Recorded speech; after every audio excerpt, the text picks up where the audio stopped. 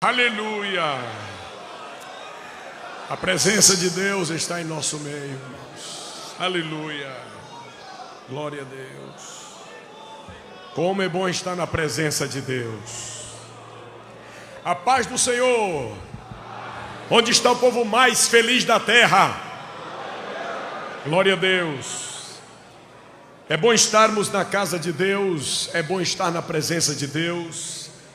E nesta noite já estamos alimentados pela sua palavra. Mas como o nosso pastor nos deu a oportunidade para falar a palavra de Deus, eu não posso recuar diante disso. E eu gostaria de ler o versículo base para a nossa Eboerne, que seremos alimentados ainda durante os próximos dias, instruídos e tratados por Deus através da sua palavra.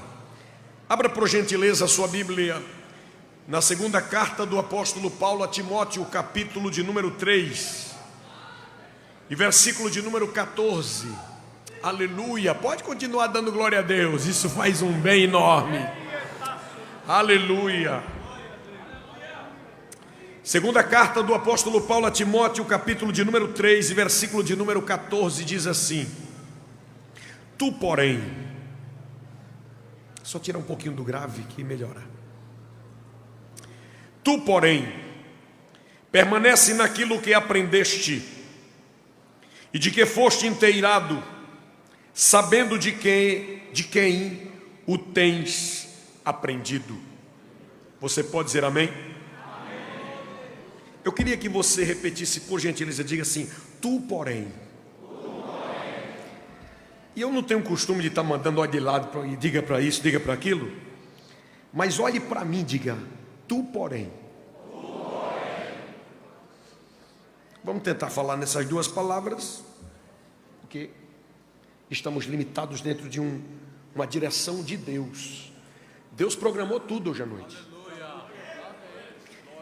E para a gente ir para casa, a gente vai meditar só nesse tu, porém. Amém? Diga amém. O apóstolo Paulo repetiu nesse mesmo capítulo duas vezes essa expressão. Ele fez um contraditório. Afinal de contas, essa expressão, porém, é uma conjunção que mostra, é uma conjunção adversativa, que mostra uma contrariedade de entendimento. E aqui ele fala no capítulo 3 e versículo 10, tu, porém. E agora no 14 ele repete, tu, porém. E que porém é este? O apóstolo Paulo estava escrevendo a alguém que ele havia mencionado nas suas cartas pelo menos 7 vezes. Escrevendo aos Colossenses, aos Filipenses, a Filemon, nas duas cartas endereçadas ao próprio Timóteo, ele vai falando sempre da importância de Timóteo, da sua cooperação, do seu companheirismo, da sua fidelidade, dos seus propósitos. Ele faz questão de fazer menção de Timóteo 7 ocasiões distintas, 7 cartas propriamente. E agora, sabendo que o tempo da sua partida estava próximo, ele escreve uma carta diferente da primeira, porque a primeira foi muito instrutiva, e pode receber o nome de fato de epístola, porque era instrutiva. E agora nesta segunda carta, além de instrutiva, ele trata com uma delicadeza e uma pontualidade muito grande. Ele pontua, dando a entender que agora era a hora X, era a hora especial, era a hora determinada. E ele diz: Timóteo, agora é para valer. Ainda no capítulo 1 ele diz assim: olha, abana esse negócio. Ele diz: desperta o dom de Deus que há em ti, que a expressão do entendimento original é: abane essa chama, não deixe esse fogo apagar. Ele vai falando e daqui a pouco ele trata sobre 3 características que eu ouvi o meu pastor falar aqui na última reunião de ceia dos obreiros. O senhor falou sobre 3, falou de 4, mas eu vou só mencionar 3, pastor, está certo? O senhor me permite? Ele falou de 3 coisas importantes, que o pastor também falou sobre aquele que é filho. Mas ele fala sobre o soldado, sobre o atleta e sobre o agricultor. E depois de falar das peculiaridades da relação destas três figuras, de si, para apresentar-se a Deus aprovado. Uma expressão grega que diz dokimos, aquele que é aprovado, aquele que foi constatado como fiel. Porque naqueles dias haviam, não era como o mercado financeiro de hoje, as moedas eram a partir de um metal derretido que ia para uma forma, e para deixar ela arredondada se corrigia as arestas, as pontas. Mas os que eram reprovados, em vez de dar uma relada na ponta, eles arrancavam pedaço da moeda, e de pedaço em pedaço de moeda, 1, 2, 3 mil, sobrava mais metal para derreter e fazer mais moeda. Aí o nome disso é crime, o nome disso é engano, o nome disso é desonestidade. E esse povo se chama de adóquimo, quer dizer, o reprovado, aquele que não é verdadeiro. E ele diz: ó, você entenda de uma vez por todas, procure apresentar-se a Deus, porque diante dos homens dá para a gente dar uma tapeada. Nada que uma gravata arrumada e um paletó alinhado para o camarada chamar outro de homem de Deus, né? Nada como uma Bíblia grande do tamanho dessa minha para o camarada dizer assim: que librão, hein? Mas quem conhece quem está por dentro, aleluia, o cardiagnóstico, conhecedor dos corações, o que vê o que está por dentro é o Senhor Deus, é o Senhor Jesus, que tem olhos de chamas de fogo.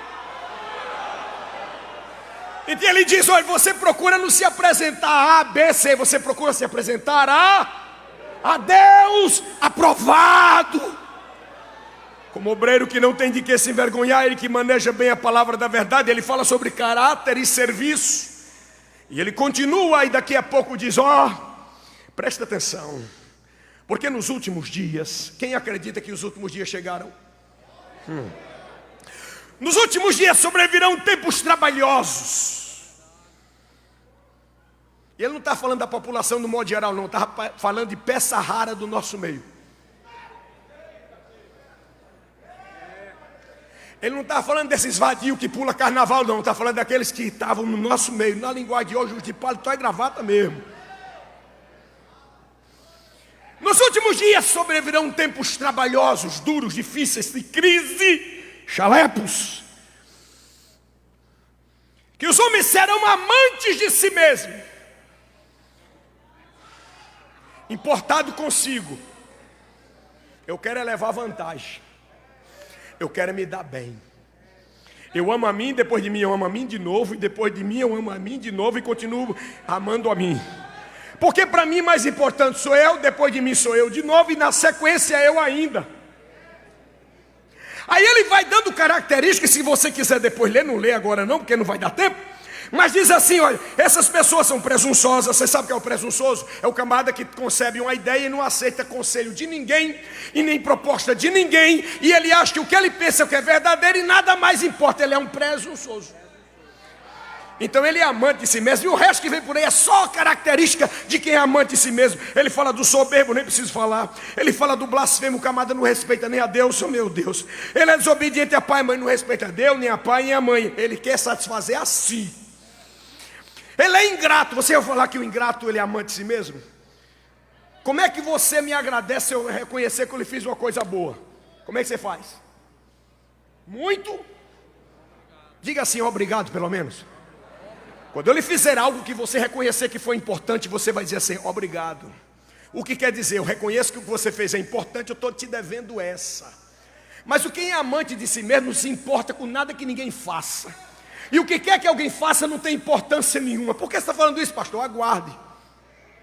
Aí ele vai dizendo assim: olha, o ingrato, ele é amante de si mesmo, profano, quem não tem afeto natural, o irreconciliável, ele não tem acordo com ninguém. Caluniador é uma palavra que vem do grego chamada diabolos. Se lembrou de alguém? É a função dele. Não se importa com o prejuízo do que ele diz do outro, que não prova. E o negócio é causar escândalo, o negócio é apontar, só se importa consigo, né? ele vai falando e vai falando. Depois disse: ô Timóteo, faz o seguinte, você se afaste dessa raça.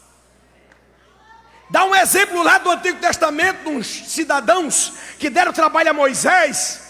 E o resumo da ópera é que Paulo diz: eles são réprobos da fé. E a palavra para réprobo, sabe qual é? É o contrário daquela de aprovado. Procura apresentar-te é o dóquimo, aprovado. Réprobo é adóquimo. Aquele que está reprovado, aquele que não é sincero, aquele que não é verdadeiro, aquele que está errado. E quando Paulo diz eles são réprobos da fé, na sequência ele diz: você, porém,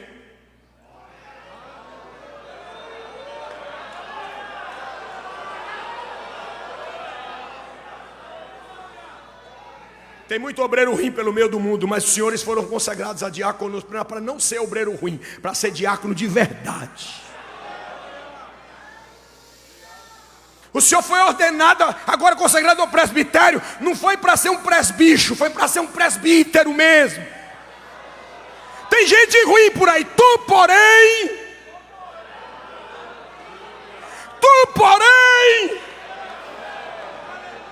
na primeira vez que o apóstolo diz tu, porém, tem seguido a minha doutrina, modo de viver, intenção, que são as motivações, fé, relacionamento e fidelidade, longanimidade. Ó, irmão, ele vai dando as características. Timóteo, eu estou agradecido a Deus porque você não é dessa raça. Tu, porém,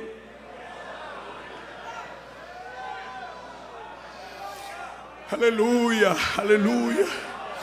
Tu, porém. Aí ele vai falando da rindade de novo, de gente que não presta. Aí diz: tu, porém, de novo. Tu, porém, permanece naquilo que aprendeste. Timóteo, a sua referência é alguém que tem as costas rasgadas, é alguém que naufragou, é alguém que lutou, combateu o bom combate, acabou a carreira, mas guardou a fé. A sua referência, olha, você tem referência. Hoje à noite nós tivemos aqui representantes de homens com referência. Você tem referência. Para de se basear em quem não presta e em quem errou.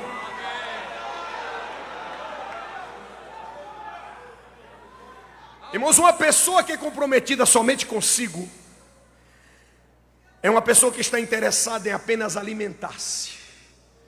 Ele não tem controle mais de nada, o negócio é se satisfazer. E eu quero trazer uma ilustração bíblica para já entregar o microfone. A Bíblia conta a história de dois irmãos gêmeos. Por pouco nasceu na frente, o outro foi atrás, e quem foi atrás já foi agarrado pelo calcanhar.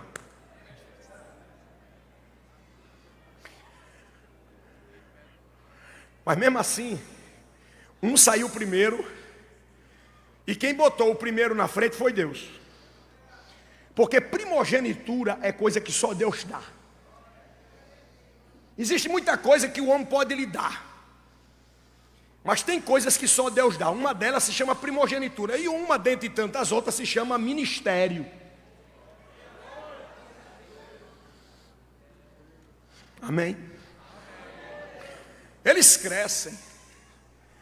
Um certo dia, o Esaú, primogênito, vem de um campo, no horário que sempre vinha, certamente, com a mesma fome de todos os dias, certamente.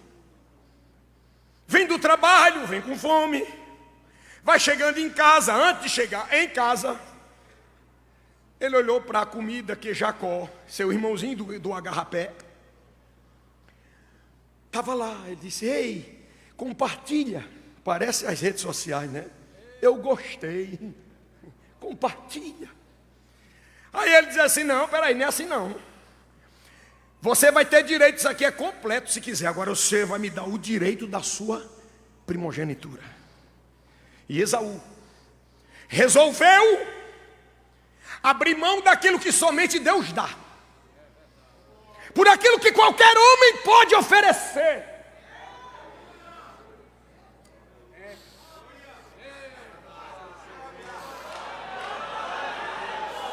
reprovado. Ele procurou com lágrimas, o escritor aos Hebreus diz, mas não encontrou lugar. Passaram-se os dias. A mãezinha deles, que era mais mãe de um do que mãe do outro, deu para notar já, não já? Diz assim, Jacozinho, meu filho. Não é você não, viu? Deus te guarde. Jacozinho, meu filho, teu pai vai transmitir a bênção. Esaú já correu no meio do mundo para pegar um cabrito. Você precisa entrar na frente e receber a bênção que já negociou. Cuidado. Ele diz, mas mamãe, tudo bem, e se me pega? E se papai descobre? Jacó não tinha temor de pecar. Jacó tinha medo de ser pego. Jacó tinha medo de ser descoberto. Ele não tinha medo de pecar. Ainda não tinha tido experiência com Deus. Igual um monte de pessoa que eu conheço. Faz a coisa errada a vida inteira. O cuidado é não ser pego.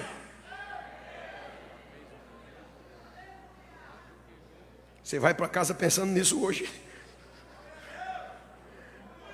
O negócio é papai não saber como é que faz. Não, tem um negócio de uma trama aqui. É pelo, é cheiro, esfrega a roupa. Vamos lá, vai dar certo. Na hora que o pai pergunta assim, como é seu nome? Ele diz que é Esaú. E continuou sendo Jacó. Os tempos se passaram. Ele teve experiência com Deus, porque Deus tem um negócio de uma chance. Deus tem um negócio de uma misericórdia. Deus tem um negócio de recuperação. Deus tem um negócio de restauração. E é por isso que muita gente está aqui hoje. É por isso que tem gente que hoje está sendo levada ao diaconato, ao presbitério, porque Deus tem misericórdia. Aí Deus tratou, ajeitou, apertou o parafuso, deu as experiências e diz, agora é a hora do vamos ver. Diga seu nome. Agora ele diz, eu sou Jacó. Pronto, agora eu lhe transformo.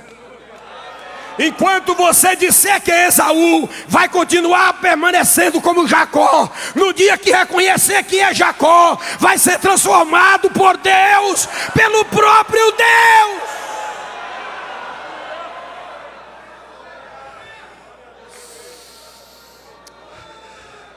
Tem muita gente reprovada. Tu, porém, permanece naquilo que aprendeste, sabendo de quem o tens aprendido. Fica firme. Coloca propósito, controla essa fome, para de dar lugar à carne. A pessoa que não se controla não pode exercer ministério. A pessoa que não tem domínio próprio não pode fazer a obra de Deus na titularidade. Deus está nos chamando a atenção. Seja diferente, tu, porém.